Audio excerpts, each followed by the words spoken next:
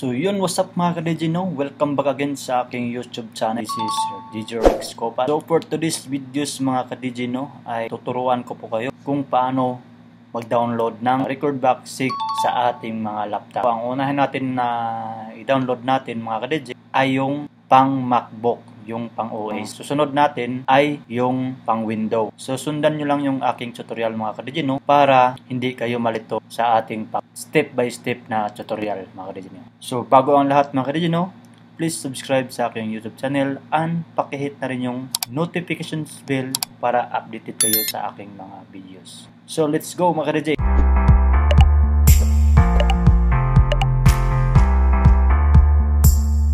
So yun, what's up mga ka-Digino, ay unang-una pupunta tayo sa Google Chrome. I-search nyo lang yun dito. I-type nyo lang ang download Recordbox all version.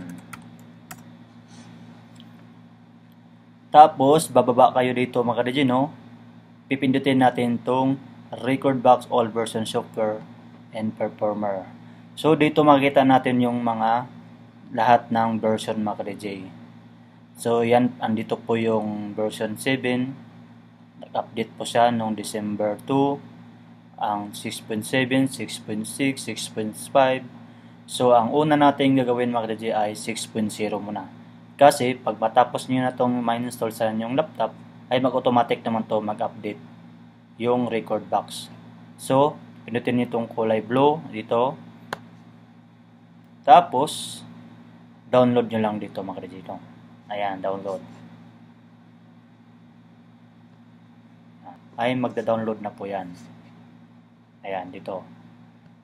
Ayan, download na po siya. Ganyan lang po kadali mga ka-DJ. Dami yung mga dami ditong mga version mga ka-DJ. Pili ka lang dyan kung anong gusto nyong version. Madami dyan. Ganyan lang po kadali mga ka-DJ mag-download. So itong download natin mga ka-DJ ay pang OS po ito. Pang OS. So hanapin naman natin yung pang window. Older version of Recordbox window. Ayan. Andyan din yung pang window. Ito naman ay yung 7.1 version. Kaso, ang bigat yan. Hanap tayo dito ng 6. Ayan, pwede na to. Ito, 6.8. Pipindutin natin tong Recordbox 6.8. Ito yung version niyan mga ka-DJ. So, ang Recordbox 6 ay under po niyan ni Alpha Theta Corporation. So, si Alpha Theta, before yan nag-Alpha Theta, ayan po yung pioneer. Pinalitan nila yung bagong pangalan. Ayan. So, for your information mga ka-DJ, ang Recordbox 6 pataas ay libre lang po yan. Hindi na kailangan ng license. Tinanggal na po ni Alpha Theta at ni Recordbox ang license.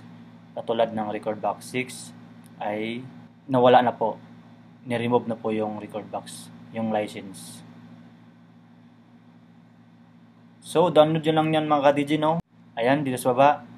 Pindutin nyo yung download mga ka-DJ, Ayan, napunta na tayo dito mga ka-DJ, Ganyan lang po kadali ang ating pag-download ng Recordbox 6 mga ka-DJ.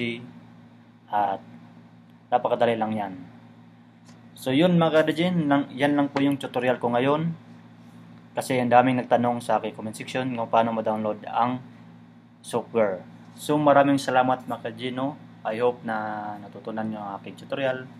And before kayo mag-leave sa aking videos mga ka-DJ, ay mag-iwan po kayo ng subscribe sa aking YouTube channel and pakihit na rin yung notifications bell para updated kayo sa aking mga videos mga ka-DJ.